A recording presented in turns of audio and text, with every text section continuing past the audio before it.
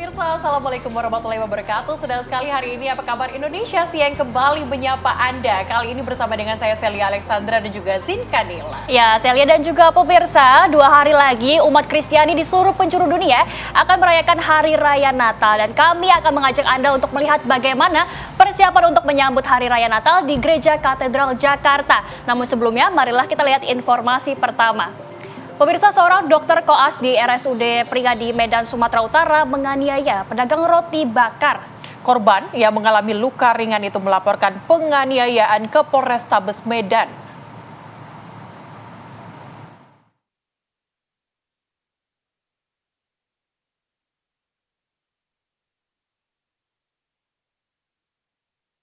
Inilah rekaman CCTV saat pemilik gerai makanan Fitra Boru Samosir dianiaya oleh seorang dokter koas RSUD Pirngadi Medan, Sumatera Utara. Dalam rekaman yang viral itu, pelaku tiba-tiba melempar kotak makanan kepada korban. Tidak hanya sampai di situ, pelaku bernama Vladiniah Puluhulawa juga menendang dan mencakar korban. Keributan tersebut menjadi perhatian warga di Jalan Perintis Kemerdekaan Kota Medan, Sumatera Utara. Kejadian bermula saat pelaku membeli roti coklat dan keju pada pukul 5 sore Kamis pekan lalu. Setelah makanan diterima, pelaku kemudian mendatangi gerai dan melempar sisa makanan ke arah korban. Tidak diketahui penyebab pelaku menganiaya korban hingga mengalami luka ringan. Mulai dari awal kakak itu datang mulai dari jam 5 sore. Dia pesan roti bakar Bandung 1. Nah, habis itu dia mintanya coklat keju.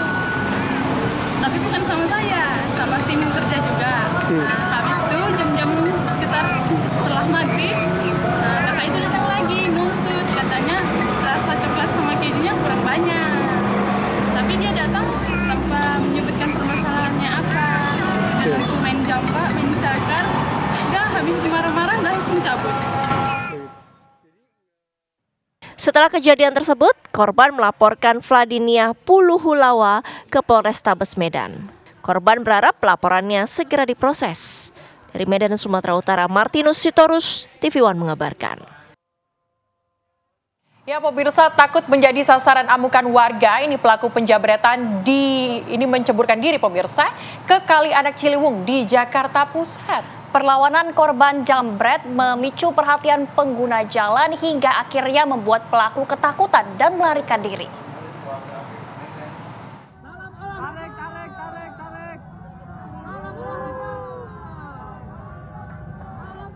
Seorang pelaku jambret nekat menceburkan diri ke Kali Anak Ciliwung di kawasan Gunung Sahari, Jakarta Pusat. Tindakan tersebut dilakukan karena pelaku ketakutan menjadi sasaran amuk massa setelah aksi kejahatannya ketahuan oleh warga. Kejadian bermula saat korban, seorang wanita penumpang sepeda motor, menyadari tasnya diincar oleh pelaku jambret. Perlawanan korban terhadap pelaku memicu perhatian pengguna jalan lainnya hingga membuat pelaku ketakutan dan melarikan diri ke kolong jembatan. Pelaku yang dikejar oleh warga akhirnya nekat menceburkan diri ke kali. Pelaku sempat dipukulin sama warga sih Pak? Ada sih yang mukul juga, ada, cuman sempat dibawa polisi, udah nggak ada yang mukul lagi. Berarti untuk pelaku yang diamankan 1 orang atau berapa orang Pak? Kelihatannya 1 orang. 1 orang. Ya.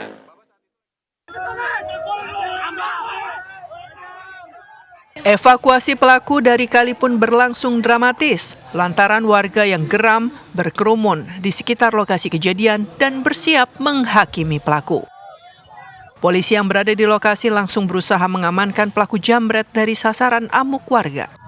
Pria tersebut kini berada di Mapolres Metro Jakarta Pusat untuk menjalani pemeriksaan. Dari Jakarta, Yoga Kuspratomo, TV One mengabarkan. Pemirsa, seorang wanita di bawah umur tega menikam abang kandungnya di Kembang Belor, Kabupaten Mojokerto, Jawa Timur. Sebelum peristiwa naas itu terjadi, pemirsa, adik kakak itu terlibat pertengkaran di rumah korban.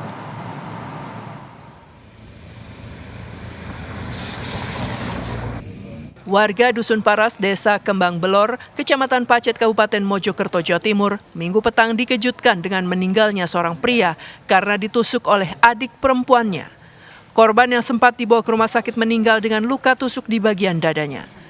Sebelum peristiwa tersebut, warga sempat mendengar pertengkaran di rumah korban, namun tidak diketahui pasti penyebab pelaku DA yang masih berusia 16 tahun nekat menikam Wawan, abang kandungnya. Waktu pertama kali dikondisikan, ditemukan posisi sudah lemas, nggak sadarkan diri, terus dibawa ke rumah sakit. Belum nyampe rumah sakit, nyampe di desa Tanjung Kenongo, sudah tiada. Sudah meninggal ya? Sudah meninggal. Petugas kepolisian yang tiba di lokasi langsung membawa pelaku berikut barang bukti pisau yang digunakan pelaku ke Polsek Pacet.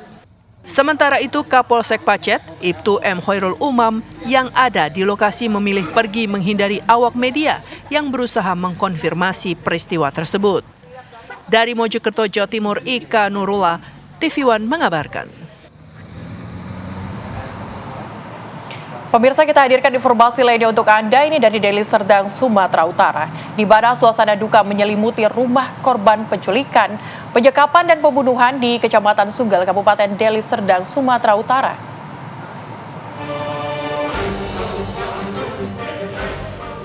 Suasana duka menyelimuti kediaman Andreas Ruristev Sianipar di Jalan TD Pardede, kilometer 10,8, Kecamatan Sunggal, Kabupaten Deli Serdang, Sumatera Utara. Korban penculikan, penyekapan, dan pembunuhan yang dilakukan 4 orang. Keluarga masih tidak percaya dengan kepergian korban yang ditemukan tewas dengan begitu tragis. Jenazah Andreas Ruristev Sianipar dikebumikan tak jauh dari rumah orang tuanya. Rabu 8 Desember 2024 lalu, Andreas Ruristev Sianipar, 44 tahun, menjadi korban penculikan oleh sekelompok orang. Andreas dijemput oleh beberapa pelaku dengan menggunakan mobil di Kecamatan Sunggal, Kabupaten Deli Serdang. Beberapa hari kemudian, Andreas ditemukan meninggal dunia di sebuah kolam di Kabupaten Labuan Batu Utara.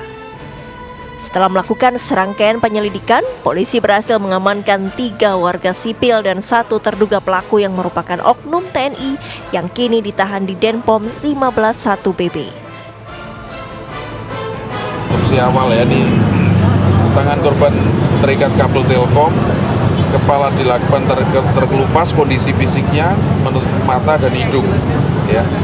Lalu tangan dan punggung memar, luka memar akibat bedah tumpul, ada memar di mulut, ada bekas lilitan tali di leher korban, tulang hidung kiri retak akibat hantaman benda, pendarahan di kepala akibat bedah tumpul. Kesimpulan awalnya, korban meninggal akibat kehabisan nafas akibat jeratan di leher. Atas peristiwa tersebut, keluarga berharap para pelaku diberikan hukuman setimpal. Dari Medan, Sumatera Utara, Heri Kiswanto, TV One mengabarkan.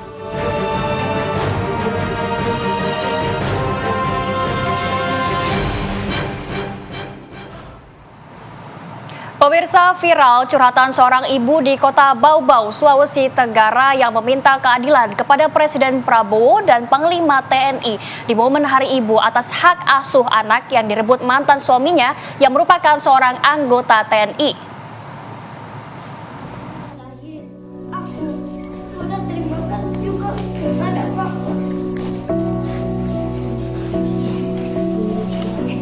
Purbasari hanya bisa menangis melihat video dari anaknya yang membacakan puisi untuknya saat merayakan Hari Ibu di sekolahnya. Betapa tidak, wanita berusia 37 tahun ini telah terpisah dari kedua anaknya selama 1 tahun. Tidak hanya Purbasari, guru dan teman-teman sekolah sang anak pun ikut sedih mendengar curahan hati gadis kecil berusia 10 tahun yang sangat merindukan ibunya. Sebelumnya, Purbasari sempat membuat video curhatan meminta pertolongan pada Presiden Prabowo Subianto dan Panglima TNI atas hak asuh kedua anaknya. Video tersebut kemudian viral di media sosial. Mantan suaminya merupakan oknum anggota TNI yang berdinas di Kodim 1413 Buton di Kota Bau-Bau. Purbasari telah resmi bercerai dengan suaminya Sertu TF sejak 1 Agustus 2023 dengan putusan Pengadilan Agama Klaten Yogyakarta yang memutuskan hak asuh anak sepenuhnya kepada Purbasari. Namun sejak putusan pengadilan itu, sang mantan malah melarang Purbasari untuk bertemu kedua anaknya yang berusia 10 tahun dan 4 tahun. Sudah lebih setahun Purbasari hidup terpisah dari anak-anaknya yang kini tinggal bersama sang mantan di Pulau Siampu, Kabupaten Buton Selatan. Purbasari kemudian meninggalkan kampung halamannya di Kabupaten Klaten, Yogyakarta menuju Kota Bau-Bau sejak 23 November 2024 demi memperjuangkan hak asuh bagi anak-anaknya. Selama sebulan Purbasari tinggal di rumah perlindungan yang disiapkan gratis dari UPTD PPA Buton Selatan yang berada di Kota Bau-Bau. Sejak video curhatannya yang meminta keadilan kepada Prabowo Subianto dan Panglima TNI viral, Purbasari kerap mendapat teror melalui telepon dari oknum-oknum tidak dikenal. Meski demikian, Purbasari tetap bertekad mendapatkan hak asuh dan berharap Presiden Prabowo dan Panglima TNI dapat memberinya keadilan agar dapat kembali ke kampung halamannya di Klaten bersama kedua buah hatinya. Dari Kota Bau-Bau, Sulawesi Tenggara, Jamil Azali, TV One mengabarkan.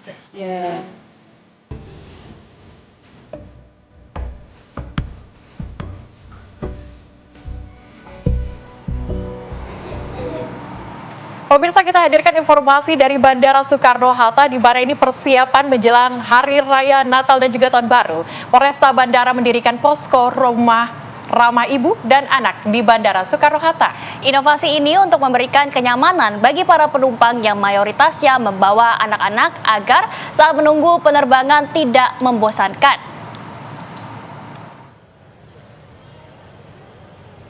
Sejumlah penumpang pesawat yang akan pergi berlibur atau pulang ke kampung halaman nampak bermain dengan anak-anaknya di posko ramah ibu dan anak yang didirikan Polresta Bandara Soekarno-Hatta.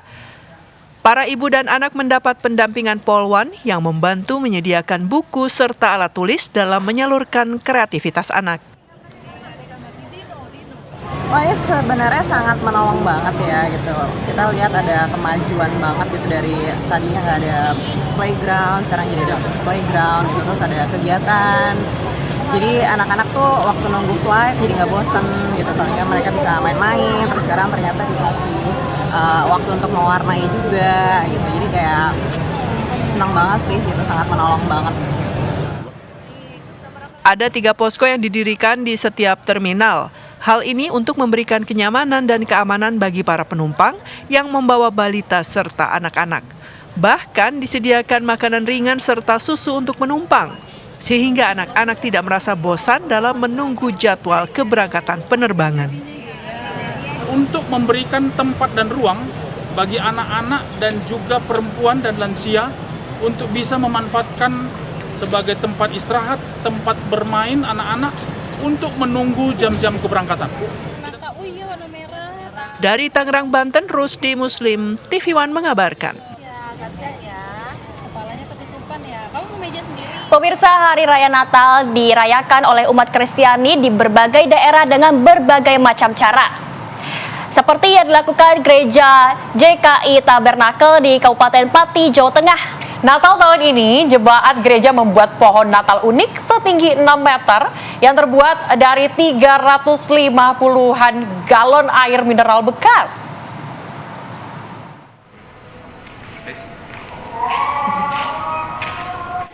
Jika dilihat dari jauh, pohon Natal dengan berhias lampu warna-warni ini terlihat seperti pohon Natal yang dijual di toko-toko aksesoris Natal dengan harga jutaan rupiah. Namun siapa sangka pohon Natal dengan kerlap-kerlip lampu warna-warni dan berhias aneka aksesoris Natal ini menggunakan bahan baku galon air mineral bekas.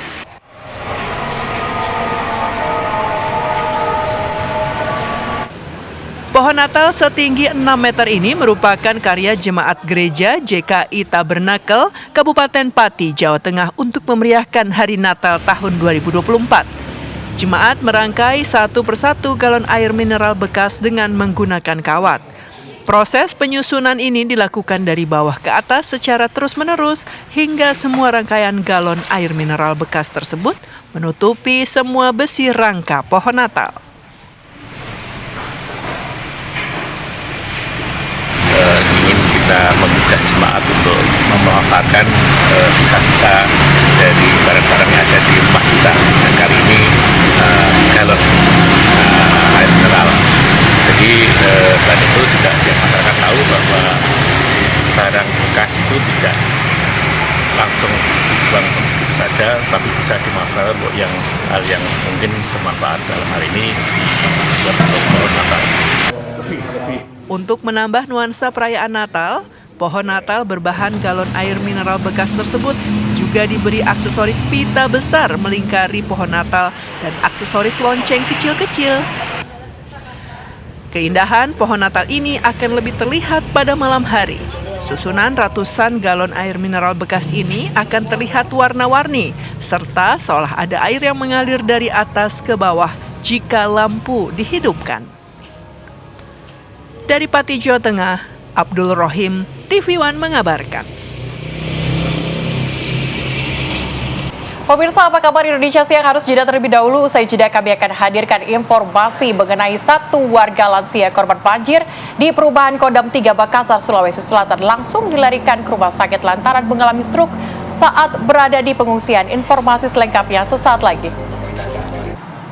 Pemirsa, Anda kembali menyaksikan Apa Kabar Indonesia Siang. Kita lanjutkan ke informasi berikutnya, pemirsa. Aparat kepolisian dari Polda Bali melakukan evakuasi terhadap para wisatawan yang hotelnya tergenang banjir.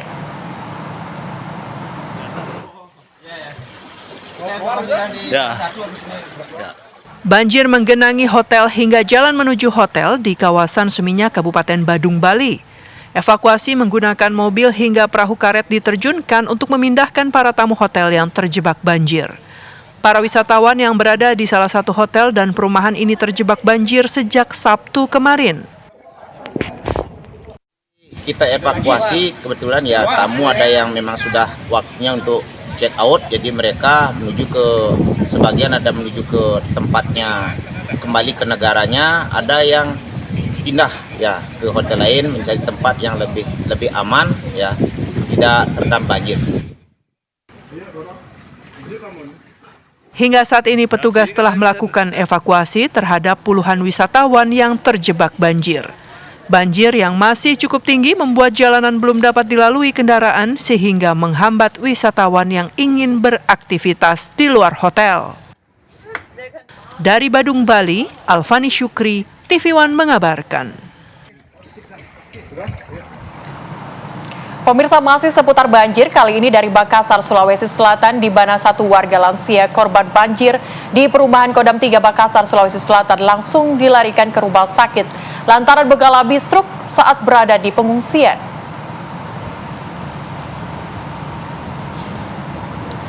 Korban banjir bernama Hamid berusia 80 tahun ini sudah bertahan di lokasi pengungsian di Masjid Ar-Rahman selama 3 hari.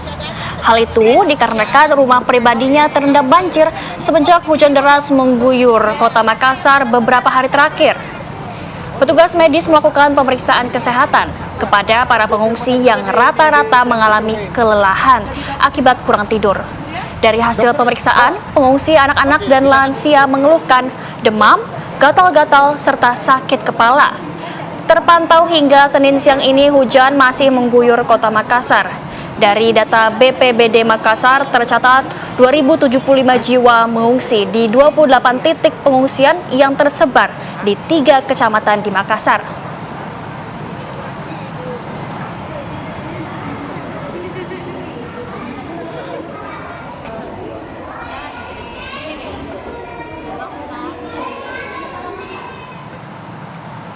Pemirsa, Apa Kabar Indonesia Siang akan segera kembali dengan informasi menarik lainnya. Tetaplah bersama kami. Terima kasih masih bersama kami di Apa Kabar Indonesia Siang, pemirsa. Pemirsa, masih ingat dengan dokter koas yang melakukan keributan dengan pengunjung rumah sakit Pringga di Medan tahun 2023 lalu? Dokter koas bernama Vladinia Puluhulawa kembali viral menganiaya pekerja gerai makanan di Kota Medan, Sumatera Utara hingga mengalami luka-luka.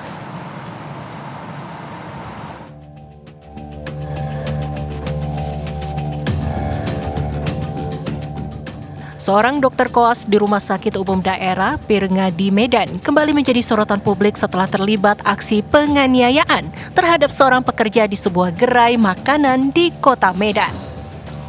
Peristiwa ini menghebohkan jagat maya setelah beredar video yang memperlihatkan aksi kekerasan yang dilakukan oleh dokter tersebut.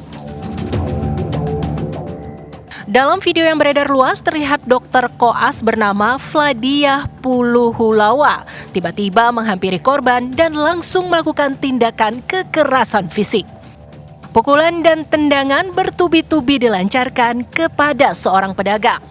Bahkan upaya pedagang lain untuk melerai pertikaian justru berujung pada perdebatan yang semakin memanas. Aksi kekerasan yang dilakukan oleh dokter koas ini menuai kecaman dari warganet. Korban diketahui bernama Fitra Boru Samosir melaporkan peristiwa penganiayaan ke Mabes Polri.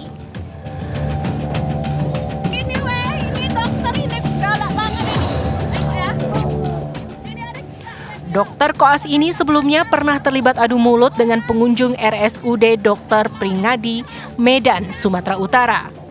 Video itu pun viral di media sosial pada tahun 2023 lalu. Dalam video, dokter muda yang merupakan mahasiswi Fakultas Kedokteran Universitas Jenderal Ahmad Yani Unjani adu mulut dengan pengunjung rumah sakit. Seorang wanita yang berada di dalam mobil mengklaim bahwa pelaku menantang dan memukul-mukul mobilnya. Keributan itu dipicu masalah parkir. Pelaku tidak terima tempat parkirnya diserobot oleh pengunjung rumah sakit. RSUD Pirngadi sudah memberikan teguran kepada dokter koas Vladinia Puluhulawa agar kejadian ini tidak terulang kembali. Dari Medan, Sumatera Utara, tim TV One mengabarkan.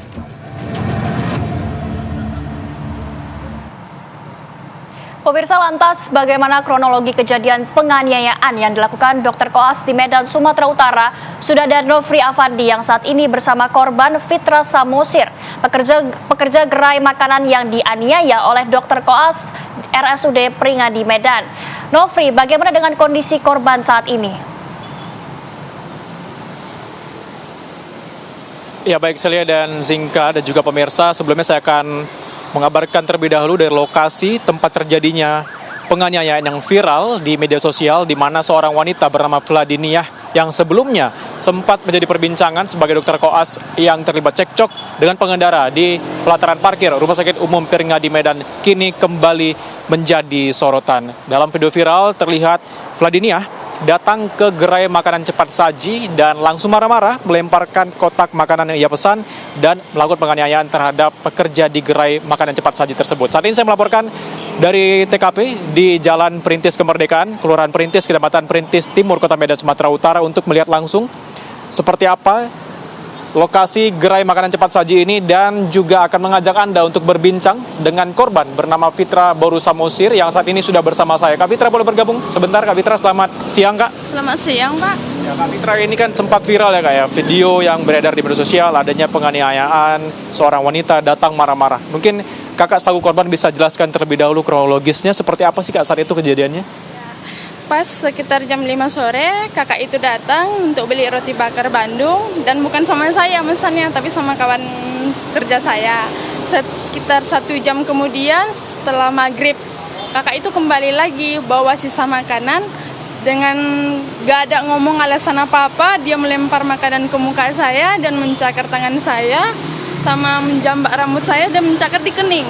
Habis itu dia marah-marah lagi, teriak-teriak, misteris kayak gitu. Habis itu terakhir dia nendang saya dan kakak itu baru ngomong, itu rasa roti bakarnya kok sedikit kali, katanya kayak gitu Bang. Jadi alasannya adalah karena topping makanan yang ia pesan sedikit gitu ya. Dia pesan roti bakar saat itu varian apa ya Kak? Coklat keju. Coklat keju, berarti coklat kejunya kurang begitu ya? Banyak. Nah, saat dia melemparkan makanan yang ia pesan, itu kondisinya masih utuh seperti baru atau sudah habis atau seperti apa? Udah sisa tinggal 2 potong, harusnya kan 10 potong, sisa 2 potong. Jadi sudah tinggal sisa 2 potong, dia datang marah-marah saat itu kepada kakak. Nah, respon kakak saat itu seperti apa, Kak? Shock dan kejut bang, soalnya kan saya tidak kenal sama pelanggan tersebut. Tiba-tiba marahin sama saya tanya betul-betul alasannya apa, jawabannya nggak jelas gitu. Terakhir dia bentak saya cuman bilang coklat kejunya kurang banyak gitu. Hanya masalah sepele? Iya, hanya Oke. masalah sepele. Mungkin kalau saat itu dia ngomong baik-baik bisa ditambahin Kak ya? Iya bang, kalaupun apa bisa kita ganti dengan yang baru jika memang komplainnya jelas kan bang. Nah saat itu kakak nggak melakukan perlawanan kah atau mengejar pelaku saat kabur atau seperti apa? Saya mengejar pelaku saat kabur untuk menunggu supaya owner saya datang gitu kan, biar diomongin baik-baik gitu. Dia nggak mau, dia malah pergi ngegas naik mobil. Nah, habis itu dia pergi, saya langsung telepon owner, habis itu langsung ke Poltabes. Nah sebelumnya pernah nggak Kak dia, mungkin kakak pernah lihat atau dari rekan kakak yang bekerja pernah bilang kalau dia memang sudah langganan atau seperti apa? Ada 3 kali beli, 4 kali beli dalam beberapa minggu ini. Ada memang beli roti bakar juga. Oke, sudah seling belanja roti bakar di sini ya Kak ya. Nah, hingga saat ini langkah apa yang dilakukan Kak oleh owner ataupun kakak sendiri selaku korban? Sudah dibuat pengajuan ke Poltabes. Kalau dari bagian saya sih bang pengen ditindaklanjut sesuai hukum. Tapi seterusnya nanti ngikutkan owner aja gimana lebih baiknya. Ya. Baik, Kak Fitra, mungkin itu saja yang bisa saya tanyakan. Semoga tidak terulang kembali ya kejadian-kejadian seperti ini. Semoga setiap hal sepele bisa dibicarakan dengan sebaik mungkin ya Kak. Kak Fitra, terima kasih. Semoga lekas sembuh. Masih ada terlihat luka-lukanya kayak boleh ditunjukin. Oke, baik Kak Fitra. Terima kasih sekali lagi. Itu tadi pemirsa seperti apa kronologis dari korban Fitra Boru Samosir yang menjelaskan seperti apa kedatangan pelaku yang tiba-tiba marah. Saat itu kejadiannya pada Kamis 19 Desember sekitar pukul 6:30 malam. Dan hingga kini kita masih menunggu seperti apa penyelidikan dari pihak kepolisian terkait kasus ini. Demikian, Celia dan Zinka. Baik, terima kasih Nofri Afandi melaporkan langsung dari lokasi. Selamat kembali bertugas. Ya pemirsa, banjir ini masih mengepung kota Makassar, Sulawesi Selatan. Dan untuk mengetahui kondisi terkini banjir yang masih tinggi, kami sudah terhubung dengan Syamsul Ma'arif di lokasi yang terdampak banjir. Selamat siang Syamsul Ma'arif, bagaimana kemudian kondisi dari banjir yang ada di Makassar saat ini? Baik, Zinka dan Celia. Benar sekali, untuk wilayah Kota Makassar sampai saat ini masih ada 3 kecamatan yang terendam banjir. Di antaranya ada Kecamatan Panakukang, Kecamatan Biringkanaya, dan Kecamatan Manggala, tepatnya di lokasi kami. Saya mengabarkan saat ini di perumahan Antang, Blok 10 Pak ya, Blok 8.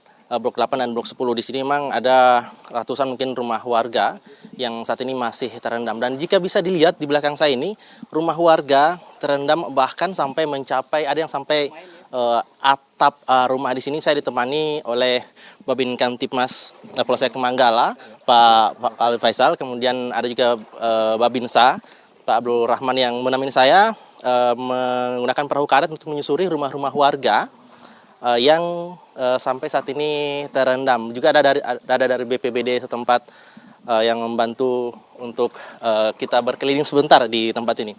Nah, pemirsa, di sini perumahan warga ini sudah terendam sejak beberapa hari lalu, dan umumnya para warga yang tinggal di sini terpaksa harus mengungsi ke lokasi-lokasi yang dianggap aman. Ada yang mengungsi ke rumah keluarga mereka, dan ada juga yang melakukan pengungsian ke masjid di dekat tempat ini. Ada namanya Masjid Al-Mutakin. Di sana ada sekitar 20 lebih kepala keluarga yang saat ini sementara mengungsi, sementara puluhan kepala keluarga lainnya mengungsi di rumah sanak keluarga mereka. Karena memang hingga saat ini sementara rintik, karena beberapa hari ini Makassar dan sekitarnya memang dilanda hujan. Bahkan menurut prediksi dari BMKG, Makassar dan sekitarnya akan dilanda hujan sedang hingga berat. Nah, saya kan bertanya kepada Pak Faisal, Pak, saat ini bagaimana proses evakuasi terhadap warga? Informasi masih ada warga Pak yang bertahan terus di rumahnya Pak? Alhamdulillah untuk sampai saat sekarang ini sudah tidak ada, karena kami dengan tim Basarnas BPBD Kota Makassar sudah mengevakuasi dan sudah memberikan edukasi sebelumnya bahwa mengingat curah hujan makin tinggi, Kami sarankan kepada warga untuk menyiapkan dan evakuasi mandiri. Jadi untuk saat ini kami cuma mengantarkan bantuan makanan atau sembako kepada pengungsi yang ada di tempat pengungsian. Mungkin itu, Pak. Pak, kalau kondisi keamanan, biasanya kan warga, meskipun mereka ada yang mengungsi, tapi mereka juga masih ada yang kembali ke rumah mereka. Itu gimana, Pak? Kepada warga yang ingin kembali, kami menyarankan untuk tidak kembali dulu,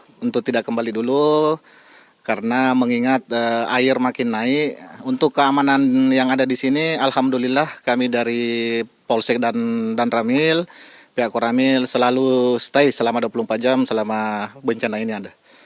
Ya, baik.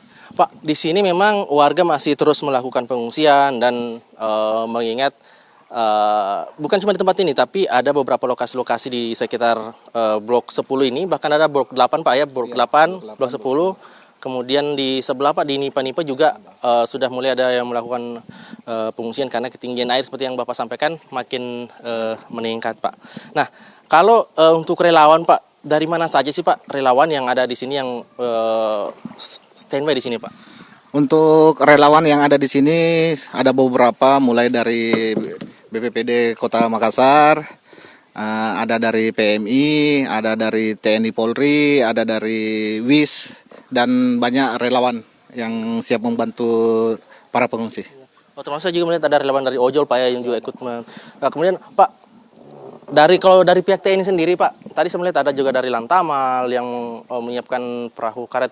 Kalau boleh tahu saat ini sudah berapa banyak Pak perahu karet yang disiagakan di tempat ini Pak? Untuk perahu karet sendiri dari TNI Pak, ada yang dari Marinir itu 2 unit, ada dari Kodim 1 unit untuk membantu evakuasi warga yang masih terjebak.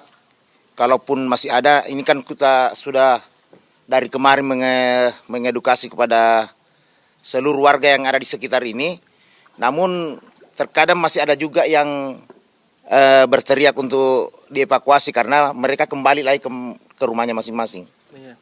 Baik, Pak, tentunya semua tim masih terus bersiaga di tempat ini Pak ya? Betul Pak, seluruh tim selalu siaga untuk mengevakuasi ketika ada warga yang meminta bantuan lagi Pak. Baik.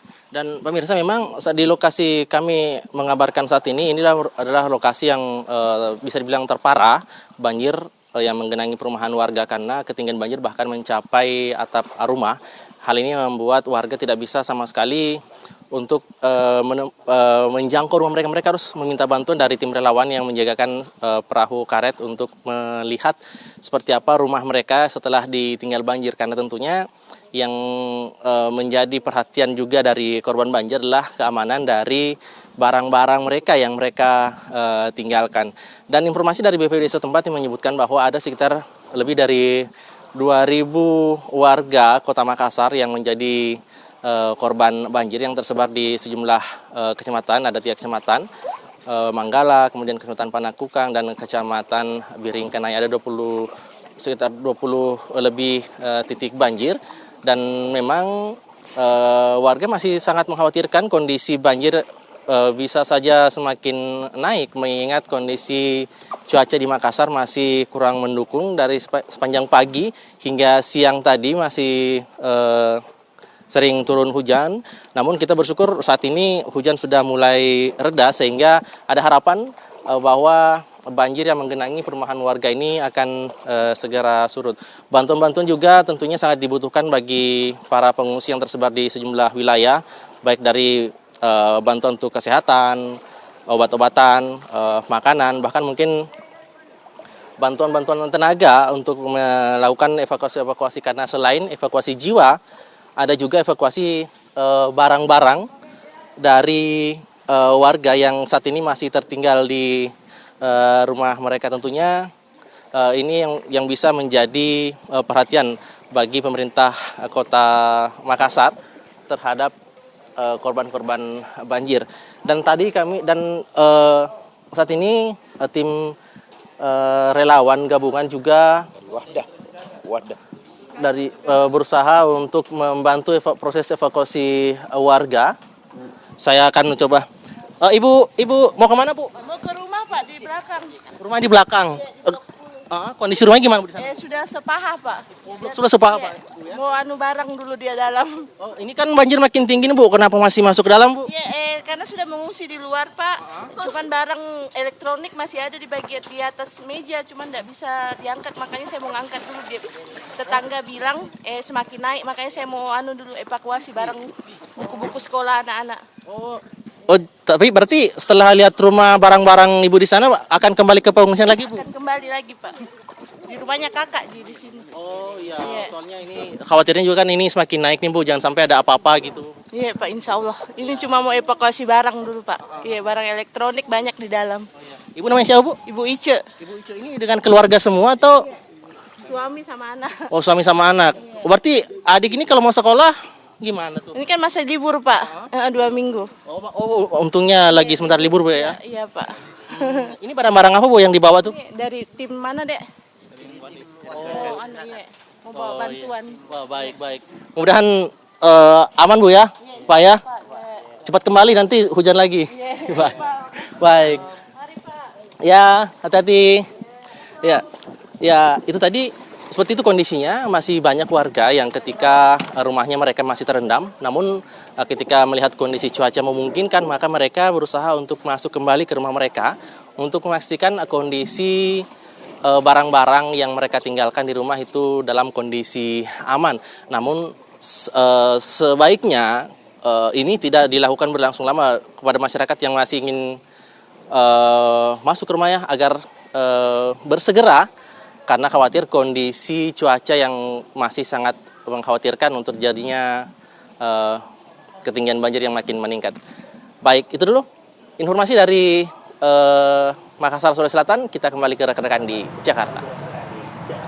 Iya, kalau kita lihat memang warga masih berada di pengungsian begitu ya Zizi, dan juga banjir kalau kita lihat masih cukup tinggi. Terima kasih Samsul Ba'arif mengabarkan langsung dari Makassar, Sulawesi Selatan. Semoga banjirnya tetap surut ya, cepat segera surut ya. Begitu ya. Baik pemirsa, kami akan jeda terlebih dahulu. Apa kabar Indonesia Siang akan segera kembali dengan kabar menarik lainnya. Tetaplah bersama kami. Terima kasih Anda masih bersama kami di Apa Kabar Indonesia Siang pemirsa.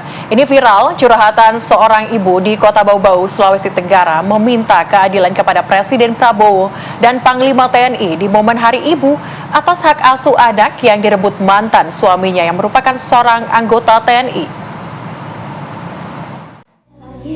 Aku sudah terima kasih juga kepada Pak.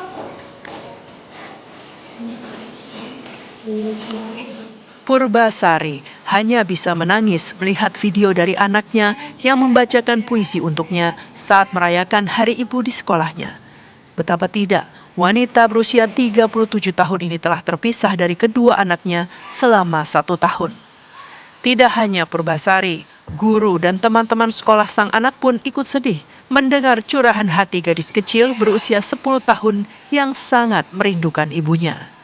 Sebelumnya, Purbasari sempat membuat video curhatan meminta pertolongan pada Presiden Prabowo Subianto dan Panglima TNI atas hak asuh kedua anaknya.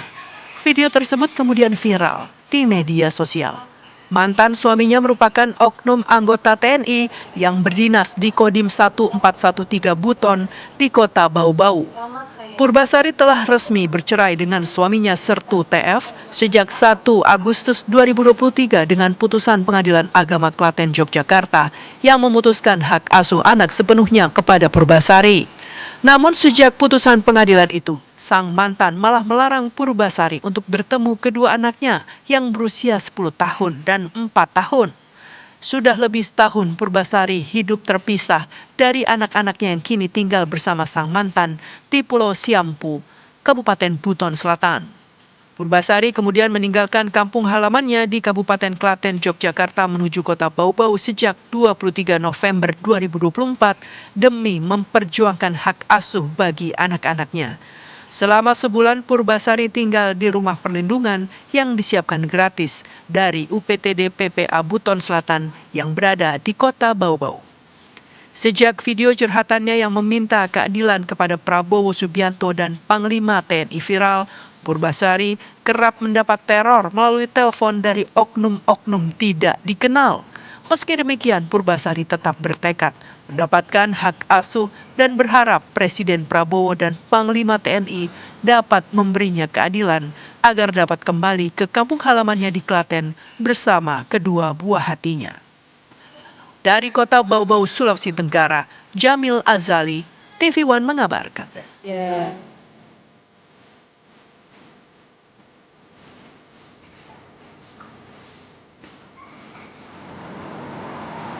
Pemirsa, Ibu Purbasari telah berpisah dengan kedua anaknya selama 1 tahun setelah bercerai dengan mantan suaminya. Padahal hak asuh anak jatuh kepada dirinya. Bagaimana kisah seorang pejuang hak asuh anak ini? Kami sudah terhubung dengan Ibu Purbasari. Selamat siang, Ibu. Selamat siang, Ibu. Iya, Ibu, Selamat siang, mungkin Ibu. boleh diceritakan. Iya, Ibu, kami sudah mendengar suara Ibu. Ibu, mungkin boleh diceritakan, Bu, bagaimana, Bu, sampai saat ini belum diberikan hak, walaupun hak asuh anaknya sudah jatuh kepada Ibu, namun anak-anak Ibu masih ditahan oleh mantan suami Ibu. Baik, Ibu. Saya perkenalkan dulu, nama saya Purbasari. Saya dari Klaten, Jawa Tengah. Saya seorang mantan ibu persit dari anggota TNI yang berdinas di Buton Selatan. Saya sudah bercerai secara agama, namun secara kedinasan masih dalam tahap proses, Ibu. Dari awal saya datang ke Bau-Bau, saya mengikuti aturan secara kemiliteran. Saya menghadap dulu ke Korem, dilanjutkan ke Kodim, dengan didampingi dengan UPTD Bau-Bau untuk perlindungan Dinas Perlindungan Perempuan dan Anak. Saya mohon perlindungan. Jadi dengan didampingin beliau, saya menghadap ke Dandim, Ibu, ke Kodim, ke Kodim 1413 Buton Selatan. Jadi di hasil mediasi itu, Ibu, tidak ada titik terang, Ibu, tidak ada penyelesaian. Mantan suami ini tetap kekeh tidak mau memberikan kedua anak saya. Meskipun itu putusan sudah ikrar jatuh ketiganya kepada saya. Saya tidak berhenti di situ saja, Ibu. Jadi saya melalui prosedur berbagai apa yang saya upayakan, bisa saya upayakan dengan merangkul lawyer yang biayanya tidak sedikit, Ibu. Terlalu banyak buat saya. Saya perjuangkan anak saya tetap tidak ada buah hasilnya. Saya di sini cuman ingin keadilan, Ibu, bagi seorang ibu yang sudah terpisah dari anaknya selama 1 tahun. Setiap komunikasi itu selalu dihalangi. Saya cuma bisa komunikasi secara diam-diam lewat sekolahnya.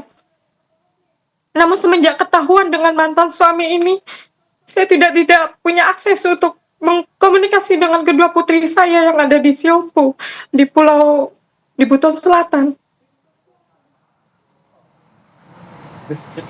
Iya. Saya cuma bingung, Ibu. Iya. Baik, Ibu, baik. Baik. Dilanjutkan, Bu, silakan.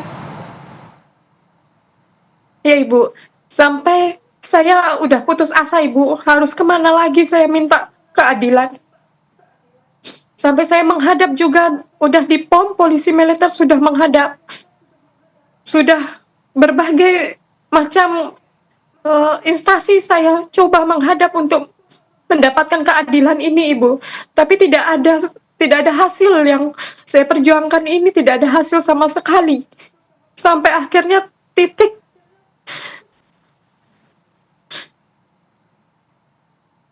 saya sudah lelah, sudah putus asa. Akhirnya saya membuat video supaya ini diviralkan, langsung bisa disampaikan oleh Bapak Presiden Prabowo Subianto dengan Bapak Panglima TNI bahwa saya cuma minta diperhatikan dan diberi keadilan. Saya berjuang sesuai dengan putusan yang sudah ada undang-undangnya, Ibu, sesuai dengan jalur hukum. Baik. Iya, Bu Purbasari, kami juga mendengar bagaimana upaya yang sudah dilakukan Ibu, tapi tadi Ibu sempat mengatakan meminta perlindungan begitu. Apakah ada ancaman yang terjadi kepada Ibu atau seperti apa, Bu? Iya, Ibu, ada yang mengancam nggak usah ini dilanjutkan, Ibu. Jadi saya harus pulang saja gitu, Ibu. Pokoknya kalau sampai dilanjutkan ada pengancaman, pokoknya jangan ini harus berhenti, saya harus kembali pulang tanpa ada hasil apapun, Ibu. Oleh siapa, Dan di Bu, sini saya cuma diancamnya? sendiri, Ibu, tidak ada saudara satupun di sini. Bagaimana, Ibu? Oleh siapa, Bu, diancamnya? Tidak dikenal, Ibu, karena pakai nomor-nomor baru, Ibu.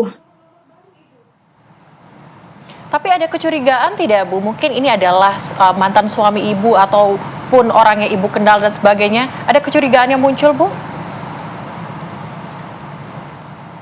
Ada, Bu, tapi saya tidak mau mengejudge itu dari mana saya tidak mau, Bu. Jadi cuman intinya beliau meminta cukup sampai di sini, nggak usah diteruskan, silakan kembali pulang. Begitu, Ibu. Oke, Ibu, sekarang anaknya ada di mana dan mantan suami Ibu dinas di mana, Bu? Mantan suami ada beliau jadi Babinsa di Buton Selatan, di Pulau Siompu, Babinsa Siompu. Beliau dinasnya di Koramil Batauga, dan kodimnya di kodim 1413 Bau-Bau, Ibu. Buton. Untuk anak-anak Ibu berada bersama suami Ibu kah? Iya, sampai detik ini masih ditahan dengan suami. Oke. Bu Purbasari, apakah Itu sudah sudah mencoba berupaya. untuk menghubungi keluarga dari mantan suami Ibu, kemudian untuk membantu, atau seperti apa, Bu? Tidak ada, Ibu. Tidak ada sama sekali akses, Ibu. Jadi aksesnya diputus begitu ya, Bu ya? Untuk ke anak Ibu juga aksesnya diputus, seperti itu? Putus, Bu. Putus, tidak ada komunikasi sama sekali, Ibu. Dan sudah saya berupaya itu dengan sembunyi-sembunyi, Ibu. Saya sudah melakukan dengan sembunyi-sembunyi, datang ke sekolahnya, Ibu. Cuma saya memberanikan diri, Ibu. Saya nekat, Ibu, karena saya sudah tidak ada pilihan lagi. Saya sangat-sangat rindu dengan anak saya. Jadi saya nekat datang ke sekolahnya secara diam-diam, Ibu. Menyamar. Saya pakai cadar, saya pakai gamis besar. Pokoknya saya menyamar, jangan sampai pihak mantan suami ini mengetahui kedatangan saya. Jadi saya datang ke sekolah, saya merangkul anak saya. Disitulah anak saya itu ingin bercerita, Ibu. Curhatannya bagaimana beliau itu, anak saya ini tertekan dengan bapaknya. Dan itu anak saya itu menangis karena ingin ikut saya. Dari awal sudah ingin ikut saya, tapi mungkin dapat tekanan dari bapaknya. Beliaunya tidak berani, Ibu. Anak saya tidak berani. Cuman waktu terakhir ketemu itu, anak saya pengen ikut. Tidak mau ikut dengan bapaknya. Oke, Bu Purbasari, Ibu tadi sempat bilang Ibu sudah mengadu ke semua pihak, ke pihak berwenang juga. Lalu respon dari atasan mantan suami Ibu seperti apa, Bu? Belum ada respon sama sekali. Karena di dalam kesatuan itu kan masih perceraian secara kedinasan, masih proses, Ibu. Dalam proses, jadi belum ada respon sama sekali. Beliau menyarankan supaya saya menunggu proses itu. Dan saya tidak tahu, Bu, proses itu sampai kapan, Ibu, gitu. Sedangkan ini anak saya, Ibu, saya memikirkan psikologi anak saya, Ibu. Dia kena bully, Ibu, kena bully di sekolah, dikata-katain. Dia ada dipegang area sensitifnya. Dia bercerita semua sama saya waktu terakhir saya ketemu secara diam-diam, sembunyi-sembunyi saya bertemu di sekolahnya. Iya. Luar biasa sekali upaya yang sudah dilakukan Bu Purbasari sejauh ini, Bu, untuk bertemu dengan anak Ibu. Tapi kalaupun hari ini anak Ibu menonton di TV One, apa yang ingin Ibu sampaikan kepada anak-anak, Bu? Baik, Ibu. Untuk anak Mama, Safea, Natasha, sabar ya, Nak. Mama perjuangkan sampai titik darah penghabisan. Supaya Mbak Tasya, Mbak Fea tetap ikut sama Mama. Sabar ya, Nak, ya. Mama pasti perjuangkan kalian untuk dapat sama Mama.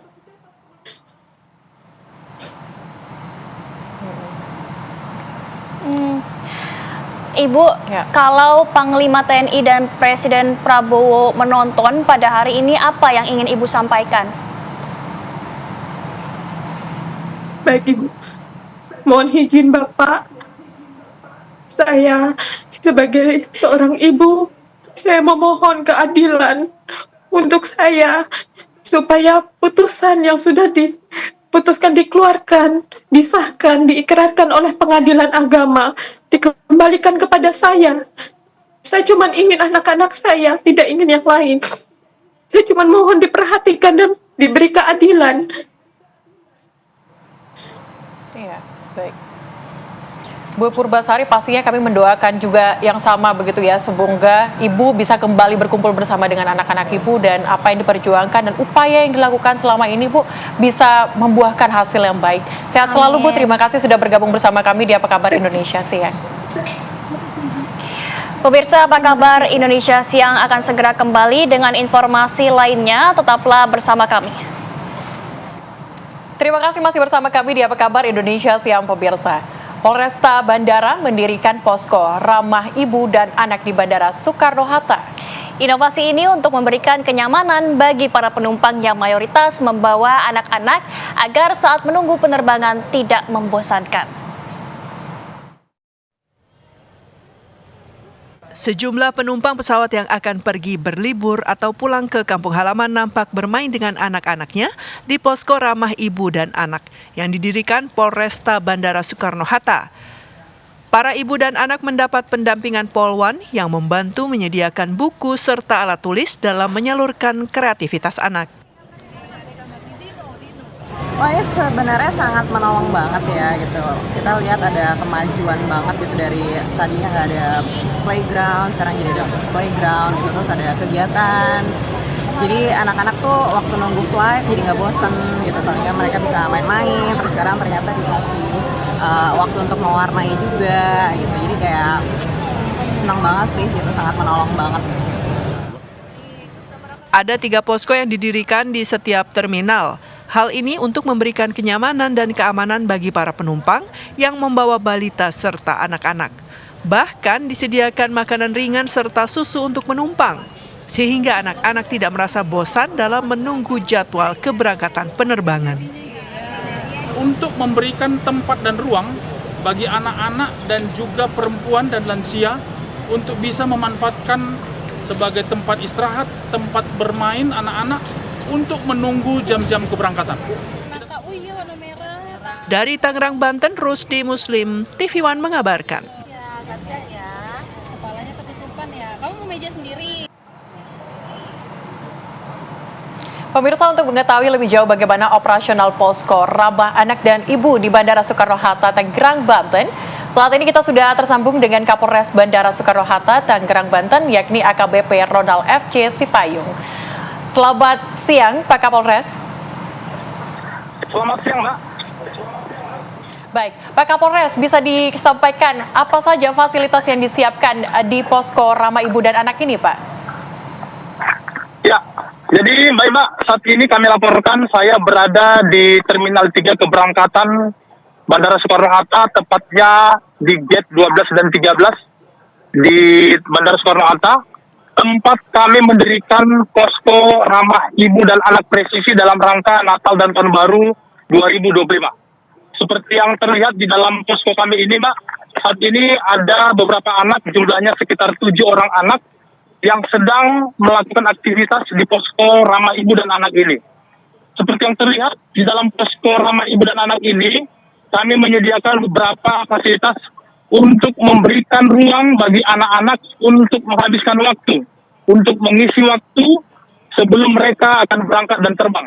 Seperti terlihat, ada beberapa anak yang sedang mengisi waktu dengan menggambar, mengisi buku lukisan yang kita sediakan bukan hanya bukunya saja, tetapi juga krayon-krayon yang akan dipergunakan oleh anak-anak untuk menyalurkan kreativitas mereka.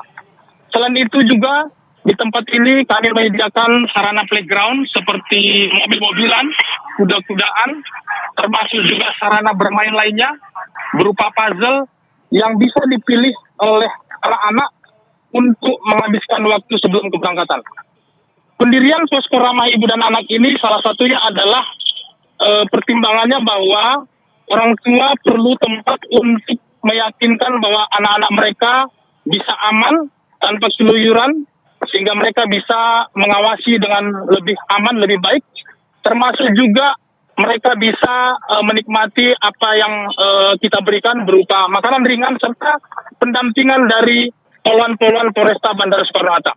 Selain itu juga kita tahu bahwa adanya kebijakan pemerintah yang menurunkan harga tiket pesawat itu terdampak dan terlihat adanya peningkatan jumlah penumpang yang melalui Bandara Soekarno-Hatta.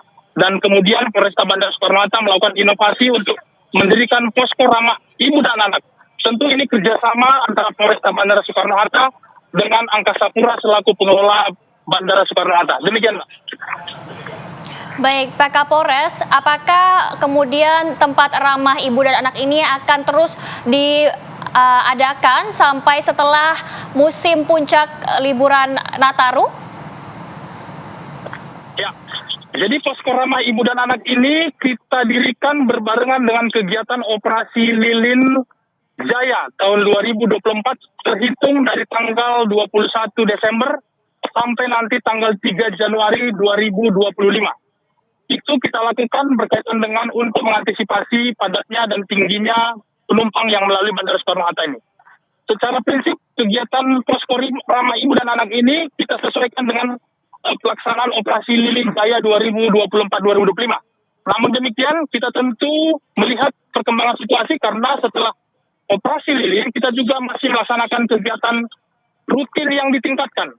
Tentu manakala jumlah arus penumpang yang masih cukup tinggi, tentu ini akan bisa kita perpanjang sehingga masih bisa dinikmati oleh ibu dan juga anak-anak yang akan berangkat menuju daerah tempat masing-masing. Tentu harapan kita mereka memiliki kesan yang baik dan positif terhadap kepolisian, juga menumbuhkan rasa cinta bahwa polisi cinta anak-anak dan polisi melindungi anak-anak Indonesia.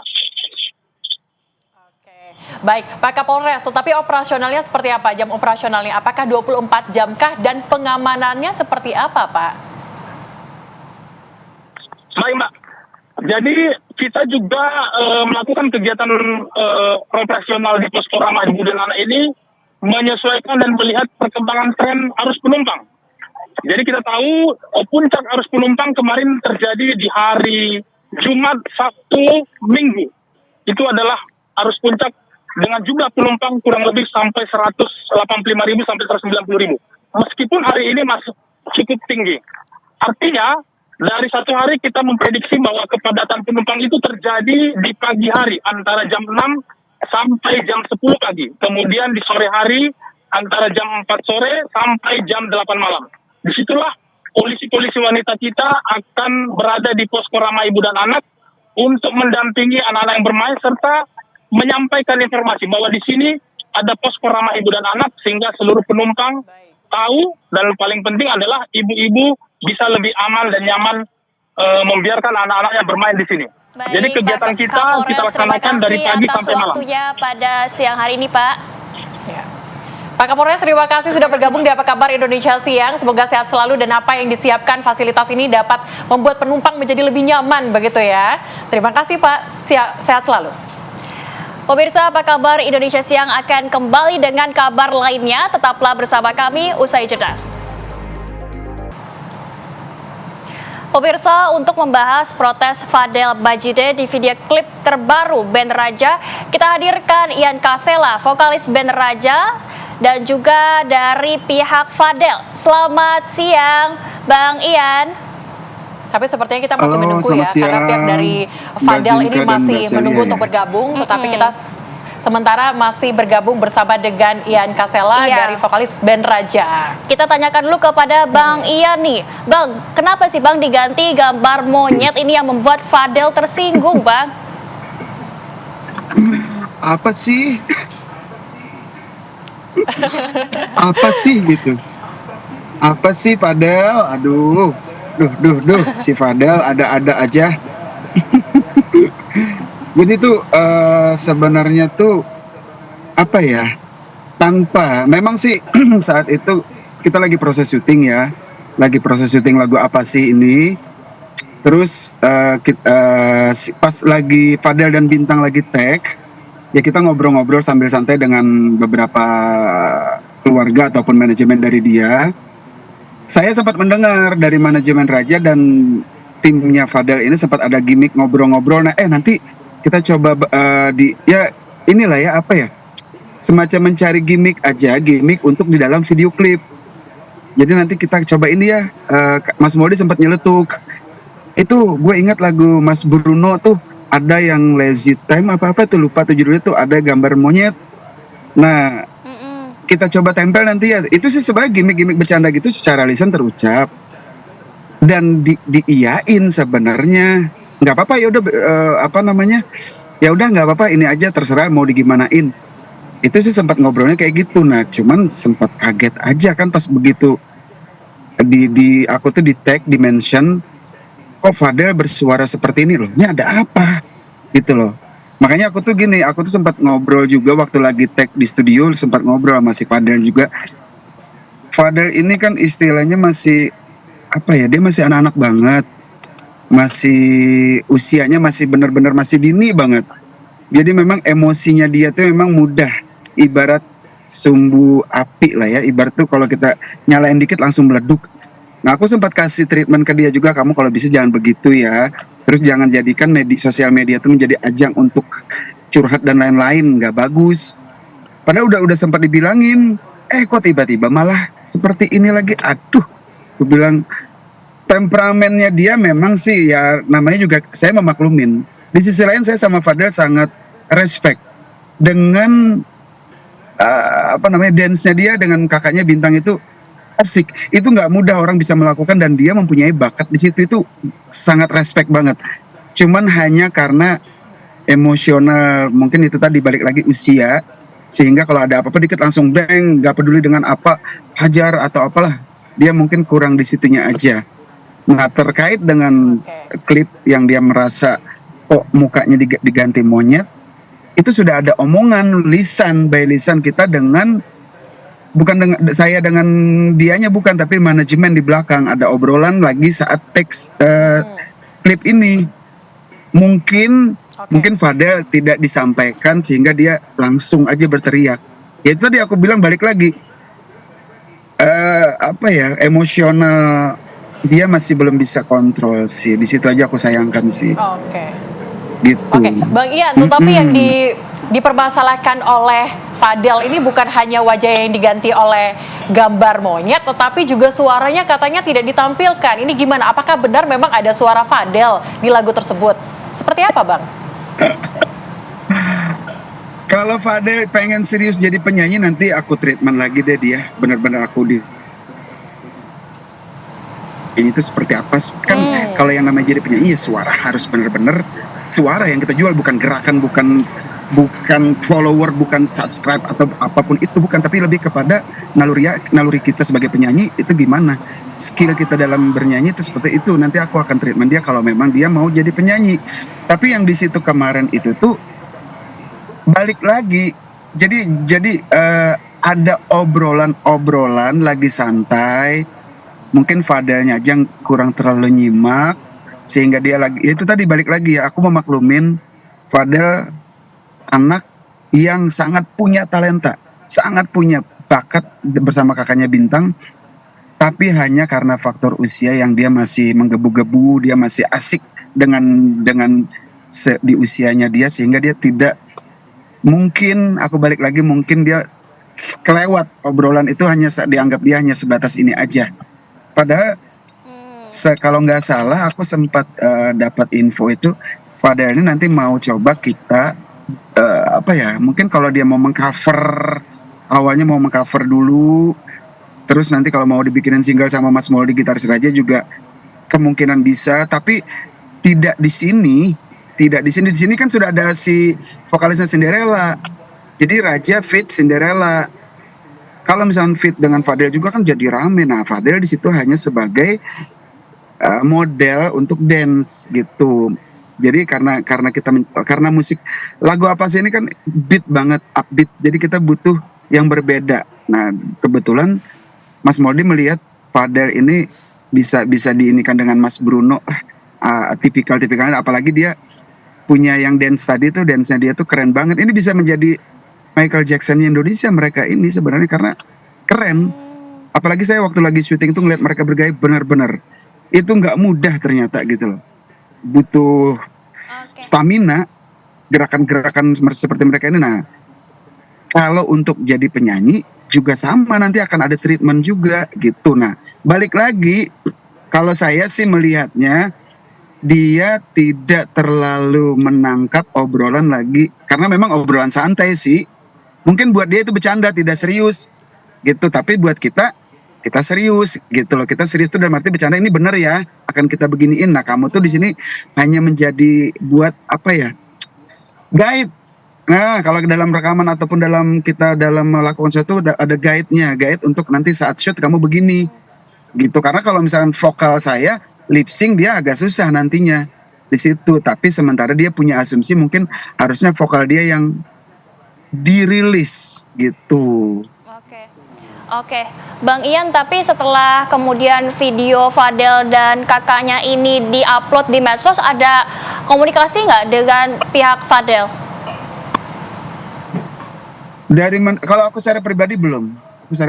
Karena aku mau mencoba untuk aku nggak mau gini loh ya. Fadel balik lagi, Fadel ini usianya, aku balik lagi menekankan ke usia. Aku nggak mau nanti aku jadi begitu aku ngehubungin secara pribadi dia emosi, kita kepancing, selesai lah udah jadi kejadian kayak yang dia sebelumnya, bahaya. Makanya aku coba untuk mungkin manajemen dulu bicara dengan kakaknya, entah siapa perwakilan, entah bapaknya, coba ngobrol dulu, baru nanti akan aku coba untuk komunikasi, mencoba untuk komunikasi. Tapi melihat waktu dulu. Kalau dia masih menggebu-gebu, ya kita sebijak-bijaknya kita bisa kepancing juga kan, jadi nggak enak. Sementara aku jujur balik lagi pribadi aku respect sama dia dengan skillnya dia. Itu jadi aku nggak mau aku menghindari untuk sampai terjadi inilah sama dia. Oke. Gitu. Tapi yang menjadi menarik juga selain kita membahas soal Fadel Bayjideh, ini adalah lagu apa sih yang memang menurut warganet juga lagu ini nih mirip ya. Begitu ya dengan lagu Apate Bruno Mars bersama dengan Rose Blackpink. Ini apakah memang terinspirasi kah, ingin membuat versi Indonesia atau seperti apa? Kalau dibilang bagian dari influence mungkin iya kali ya, kita nggak pungkirin. Bagian inspirasi mungkin iya, karena itu yang bikin kan Mas Modi ya, Mas Modi yang ciptain. Terus kita hanya mencoba untuk kalau istilah itu kita QC lah. Kita melihat di sini tidak ada unsur unsur pengambilan hak ataupun apa. Kalau ada kemiripan mungkin karena memang influence kita di situ, kita mengambil di APT kita apa sih, tapi tidak mengambil notasinya gitu. Hanya mengambil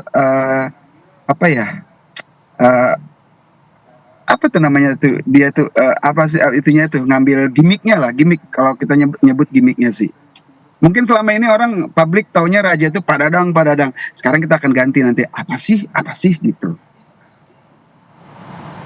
Oke, Bang Ian, ini kan dari liriknya apa sih nih kayak sedang menyindir seseorang. Biasanya apa sih gitu ya. Ini sebenarnya buat siapa sih ini Bang Ian lagunya?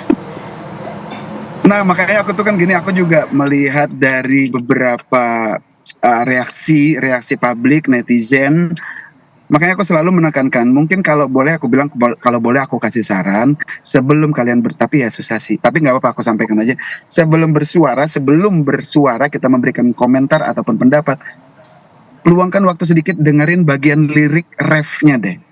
Itu aku memang nitip ke Mas Modi sebagai pencipta lagunya. Ini bagus, masukin ini tahan ini. Yang ini jangan diganti lirik ini. Jadi kita itu orang itu kan terlalu mudah untuk bicara. Terus terlalu mudah melupakan dirinya siapa.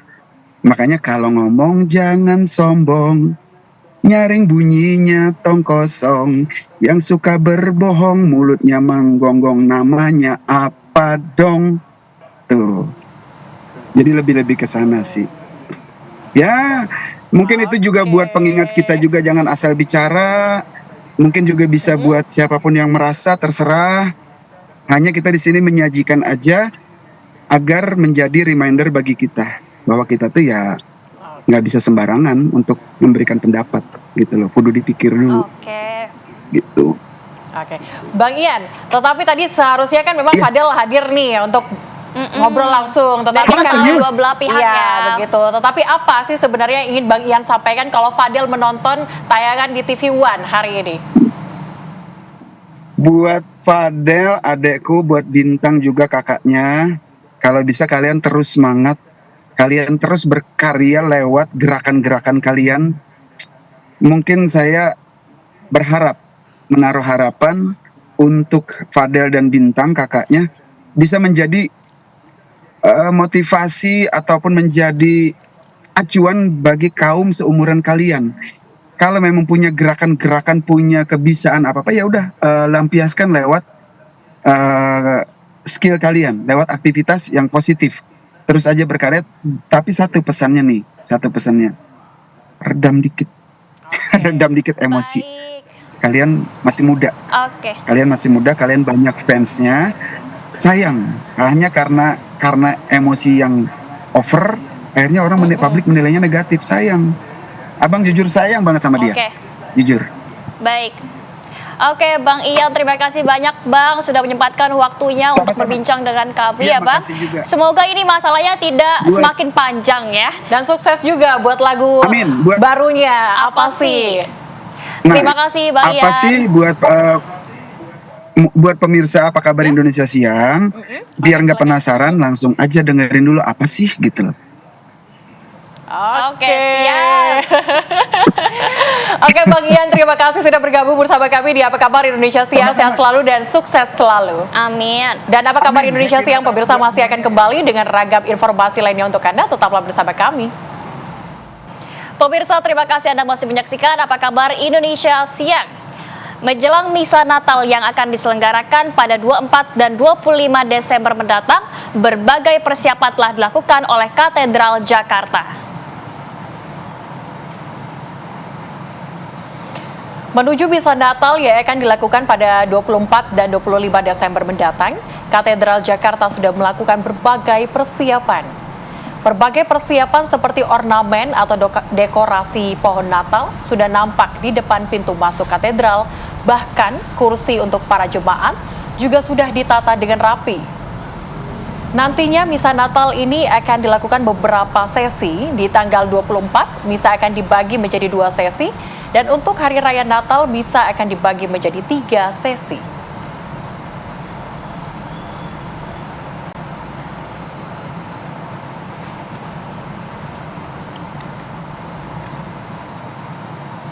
Ya pemirsa, untuk mengetahui seperti apa persiapan perayaan Natal di Gereja Katedral Jakarta, kami sudah terhubung dengan rekan kami Hilda Ramadanti di sana. Hilda, seperti apa persiapan dari katedral menyambut Hari Raya Natal di sana? Silakan. Ya baik, selamat siang Celia dan juga Zinka. Memang menjelang misa Natal yang nanti akan diselenggarakan atau dilangsungkan pada tanggal 24 dan juga 25 Desember mendatang, berbagai persiapan juga sudah dilakukan oleh pihak dari Katedral Jakarta. Dan memang nantinya pada tanggal 24 Desember ini akan berlangsung ataupun dibagi menjadi 2 sesi seperti itu pada pukul 17.00 dan juga pada pukul 20.00 waktu Indonesia Barat. Dan misa ini nantinya akan dilakukan di dalam gereja dan juga di Geraha Pemuda. Nantinya untuk pada Hari Raya Natal ini sendiri yang berlangsung pada 25 Desember nanti akan berlangsung atau dibagi menjadi 3 sesi. Untuk sesi pertama nantinya misa akan dilangsungkan pada pukul 8.30 waktu Indonesia Barat, yakni misa pontifikal yang berada di dalam gereja. Lalu untuk sesi kedua akan dimulai pada pukul 11 waktu Indonesia Barat, dan nantinya untuk sesi ketiga akan dimulai pada pukul 17.00 waktu Indonesia Barat, dan ini misa untuk umum begitu. Dan memang tadi juga kami sempat mengulik informasi begitu Celia dan juga Zinka, untuk para jemaat ataupun umat yang mengikuti misa Natal khususnya di dalam gereja dan juga di dalam Geraha Pemuda harus melakukan pendaftaran secara online terlebih dahulu yang memang sudah dibuka pada tanggal 20 Desember kemarin pada pukul 7 pagi. Dan memang jika bisa kami gambarkan untuk situasi terkini di Gereja Katedral Jakarta, tadi juga kami sempat sempat memantau berbagai ornamen Natal seperti pohon Natal sudah mulai nampak begitu besar, Celia dan juga Zinka, di depan pintu Katedral Jakarta. Dan memang jika bisa Anda lihat di belakang saya, ini merupakan salah satu pintu sisi depan dari Gereja Katedral Jakarta. Dan kami juga tadi sempat memantau sudah ada beberapa umat ataupun jemaat yang sedang melakukan ibadah di dalam Gereja Katedral Jakarta. Dan memang nantinya semua misa ini akan dilakukan secara hybrid, kecuali di hari raya Natal ini sendiri di sesi kedua tepatnya pada pukul 11.00 waktu Indonesia Barat dilakukan secara offline begitu. Sementara demikian, Celia dan juga Zinka kembali ke studio. Baik, terima kasih Hilda Ramadanti melaporkan langsung dari Katedral Jakarta. Selamat kembali bertugas. Dan pemirsa, tentu saja kami masih siapkan beragam informasi menarik untuk Anda. Tetaplah bersama kami di Apa Kabar Indonesia Siang.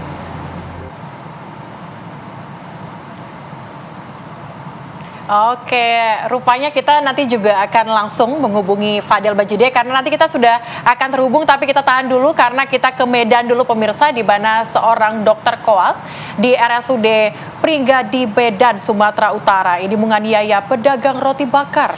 Korban yang mengalami luka ringan itu melaporkan penganiayaan ke Polrestabes Medan.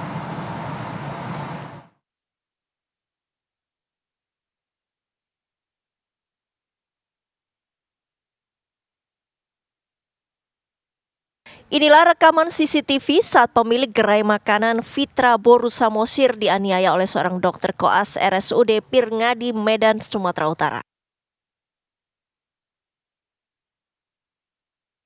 Dalam rekaman yang viral itu, pelaku tiba-tiba melempar kotak makanan kepada korban. Tidak hanya sampai di situ, pelaku bernama Vladiniah Puluhulawa juga menendang dan mencakar korban. Keributan tersebut menjadi perhatian warga di Jalan Perintis Kemerdekaan Kota Medan, Sumatera Utara. Kejadian bermula saat pelaku membeli roti coklat dan keju pada pukul 5 sore Kamis pekan lalu. Setelah makanan diterima, pelaku kemudian mendatangi gerai dan melempar sisa makanan ke arah korban. Tidak diketahui penyebab pelaku menganiaya korban hingga mengalami luka ringan. Mulai dari awal kakak itu datang mulai dari jam 5 sore. Dia pesan roti bakar Bandung 1. Nah, habis itu dia mintanya coklat keju. Tapi bukan sama saya, sama tim kerja juga. Habis itu jam-jam sekitar setelah maghrib, kakak itu datang lagi nuntut, katanya rasa coklat sama kejunya kurang banyak. Tapi dia datang tanpa menyebutkan permasalahannya apa. Dia langsung main jambak, main cakar. Nah pemirsa, setelah tadi kami tunggu kehadirannya, kini kami sudah terhubung dengan Fadel Bajideh. Selamat siang Fadel. Ya. Siang Kak. Siang Kak. Kesini ya? Iya. Oke. Siang Kak. Fadel, tadi kami sudah berbincang dengan Bang Ian Kasela. Tadi katanya Bang Ian sebenarnya sudah ada perbincangan sebelumnya dengan pihak Fadel mengenai izin untuk menaruh muka monyet di depan mukanya Fadel. Menurut Fadel sendiri gimana nih? Ya, jadi gini ya. Awalnya kan yang dipermasalahan itu kan suaranya Kak. Suaranya itu Fadel udah effort nyanyi, di video klip kan harusnya dipasang kan, ditaruh ya kan, tapi nggak ada. Tiba-tiba ada muka monyet. Nah itu Fadel agak kaget dan ternyata udah ada dari pihak kita udah ada perbincangan karena udah mau ditaruh monyet ya. Iya itu. Tapi Fadel nggak terima sebenarnya ada monyet-monyet gitu, nggak terima karena kan di sini kan dari pihak yang netizen suka ngujat Fadel kan itu tentang monyet atau apa, jadi takutnya kegiring opininya lagi gitu. Karena kan alhamdulillah sekarang kan udah mulai membaik nih netizen, sudah nggak ada hujatan lagi, sudah support. Tapi di video klip itu ternyata ada muka monyet itu, ya takutnya kegiring lagi opini, nyerangnya Fadel sama Kak Bintang lagi gitu. Oke, ternyata ternyata seperti itu. Tapi tadi kami sempat juga untuk mengkonfirmasi terkait dengan suaranya Fadel. Tapi menurut dari Ian Kasela bahwa Fadel ini perlu dibimbing lagi untuk nantinya bernyanyi. Apakah memang sudah ada pembicaraan bahwa suara Fadel ini akan ditampilkan atau seperti apa? Sudah ada Kak, sudah ada. Jadi dari pihak Abang juga dari pihak Kak Martin juga manajer itu udah ada di kontraknya kalau kita itu bakal nyanyi dan di-upload suara kita. Dimunculin ya, dimunculin suara di video Fadel. klip itu. Tapi kok pada saat rilis kok tidak ada. Jadi sempat kecewa sebagai kakak juga. Fadel udah effort banget nyanyi, tapi tiba-tiba dimunculin kan ekspektasinya kan jadi kayak kok kayak gini ya gitu. Iya, karena kan kita di sini kan selama ini kan kita ngedance. Akhirnya kita loncat dari zona nyaman itu kan butuh effort, Kak. Itu butuh effort. Memberanikan diri ya. Memberanikan diri untuk nyanyi. Tapi ternyata nggak di-upload. Kita udah ngomong ke orang-orang netizen kalau gue itu bakal nyanyi gini, ternyata nggak di-upload, ya malu kitanya. Kayak gitu. Oke. Nah, Fadel, ini tadi kata Ian Kasela kalau band Raja ini kan band Cinderella bukan band Fadel. Begitu. Menurut Fadel sendiri gimana? Ya, memang benar. Ini bukan band Fadel, band Cinderella, benar. Cuman kan di situ kan kita udah perjanjian nih, Kak. Udah ada suara Fadel ya, walaupun cuma sedikit, walaupun Fadel nggak enak suaranya lah, butuh dibimbing. Cuman kita udah perjanjian, jadi nggak peduli masalah band Cinderella atau apa, yang penting di kontrak itu profesional. Harusnya sesuai kontrak gitu. Kayak gitu, Kak. Apa yang kita perjanjian itu jangan keluar dari kontrak itu. Kok kayak seakan-akan disepelekan seperti itu. Jadi sangat disayangkan dari band Raja udah bisa kayak gitu ke kita. Karena kita di sini kan mungkin ya kita bukan siapa-siapa, atau mungkin band Raja lebih besar dari kita ya kan, dia legend juga. Jadi kita dianggap remeh lah sama band Raja, jadi main hilang-hilangkan seperti itu aja, padahal di kontrak udah ada kayak gitu. Oke. Tetapi isi kontraknya sebenarnya seperti apa sih? Apakah memang hanya cuman sebagai penari saja, model saja kah? Atau memang featuring bersama dengan Raja atau seperti apa? Jadi kalau buat itu detailnya sama manajer, tapi yang Fadel tahu sedikit itu Fadel ada suara di situ dan Fadel dance juga bareng sama Kak Bintang kayak gitu. Dimunculin suaranya ya. Iya. Featuring lah, bisa dibilang featuring juga. Kayak gitu. Oke, Fadel, tapi setelah Fadel melihat nih video klipnya, kemudian seperti ini kejadiannya, apakah dari pihak Fadel sendiri sudah berusaha untuk berkomunikasi, mengkonfirmasi dengan dari pihak Raja? Sudah. Kalau itu sudah dari pihak manajer juga udah hubungan, cuman ya seperti itu.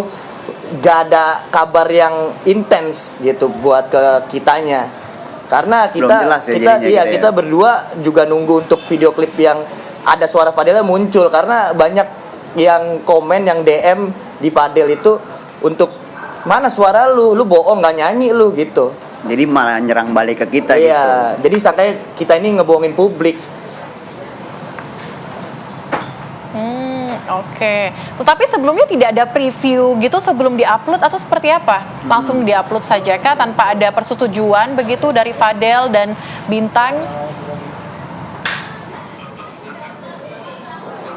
Di previewnya itu yang dikirim ke kita itu ada suara Fadel. Nah ya, jadi dikirim preview dulu pada saat rilis itu kok nggak ada. Jadi kita sempat kaget kok kayak gini ya, kayak gitu. Kita tunggu, makanya kok kayak nggak ada konfirmasi dari band Raja gitu ke kita, nggak ada penjelasan kayak gitu. Oke, Fadel, ini tadi komunikasi Fadel terakhir dengan dari pihak band Raja itu sebelum atau sudah Fadel mengupload video di Instagram tersebut? Jadi kalau buat itu kan ke manajer Fadel kan. Tapi Fadel pas lagi komplainnya itu pada saat setelah upload, jadi Fadel langsung komplain di situ karena Fadel kaget kok nggak ada suaranya, kok nggak ada suara Fadel dan ada muka Ya seperti itu, monyet itu. Jadi Fadel langsung komplain. Nah setelah itu ada dari band Raja sempat hubungin sama Bang Martin, manajer. Ya sampai sekarang ya jadi seperti ini aja, tetap dilanjutkan upload itu. Gak ada suara Fadel kayak gitu. Oke, tapi Fadel dari lagu tersebut yang sudah diupload, kira-kira bagian part yang dihilangkannya itu bagian mana sih? Di awal ya, di awal, bagian awal. Sebenarnya itu di bagian awal itu suara Fadel. Pada saat itu rilis, saya ulangin lagi. Pada saat itu rilis, oh nggak ada di part itu, kita tunggu lagi. Mungkin ada di selanjutnya. Oh nggak ada. Sampai terakhir suara si Fadel dihilangin. Iya. Gitu. Kayak gitu. Oke. Fadel dan Bintang, kemudian langkah selanjutnya apa nih yang akan diambil oleh kalian? Apakah nanti kalian akan meminta untuk bertemu dengan pihak band Raja? Ya kalau kita bisa ketemu, kita ngobrol gimana titik temunya nanti, titik ujungnya. Mungkin kita ini lagi ya, kita misalnya bisa bertemu lah, berdoa bisa bertemu dan cara baik-baik aja gitu. Iya, kita obrolin. Iya, yang penting dari pihak Bang dari Bang Ian dan Raja semuanya itu hubungin kita dulu gitu. Karena dari pihak mereka juga kayak ngediemin kita aja gitu, ngeranggap remeh gitu. Oke. Tapi Fadel dan Bintang, kalau misalnya saat ini Bang Ian Kasela juga masih menonton TV One dan masih mendengarkan wawancara kita ini, apa kemudian yang ingin disampaikan kepada Bang Ian? Iya. Ya, ini dari Fadel, ya. Iya. Ini buat Bang Ian ya, buat Bang Ian. Pesan, nih kita udah pernah ngopi bareng di tempat syuting, udah kita ketawa-tawa bareng, bercanda-bercanda bareng. Respect Bang, gue respect sama lu respect sama gue, apalagi buat tim lu gue respect banget. Tapi ternyata mengecewakan banget ya, mengecewakan banget buat kita berdua, terutama karena Bang Bintang sama sekali gak pernah ngizinin gue untuk nyanyi dan akhirnya gue diizinin untuk nyanyi. Tapi ternyata hasilnya begini. Ya tolonglah Bang, untuk jadi lebih profesional lagi. Abang kan band legend, band besar lah, ya. Profesional ke kita gitu, kayak gitu.